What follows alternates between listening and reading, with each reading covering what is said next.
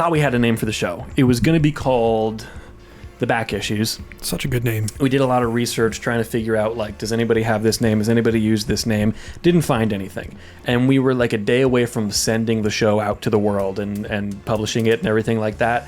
And then I saw something on Twitter that was somebody being like, hey, look, it's this guy from this thing and the guys from The Back Issues. I was like, I wasn't in that video. Yeah, I haven't even released this. I wasn't involved. No one asked me. And it turns out that this extremely popular, like, comic Twitter, social media presence, YouTube channel, I don't remember exactly what it is, but they have a podcast that's been going for nearly 600 episodes called The Back Issues. So we kind of had to do a lot of different things. We came around to Tales from the Long Box eventually. Yep. Do you remember what some of our other names were?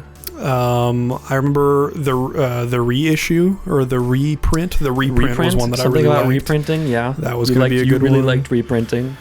We're going to go that way. We were just, exploring different, like, what feels like a fun, cute, quirky local comic shop, like, vibe of a name. Yeah, local comic shops. Something like that was also considered. Yeah. World's Finest. World's Finest it would be a great name. Yeah. Crossover. Something about a crossover. That's what I have here. A Crisis. Yeah. Final Crisis, Infinite Crisis, Crisis on Infinite Earths. Yeah. Infinity Crisis, Dark Crisis. Yeah. DC loves a crisis. Yeah. Comics Books Explained. Marshall, I want all our listeners to know, Marshall pushed so hard for Comics Books, both with an X. Yeah. Radar Vision was the one that we almost went with for a while.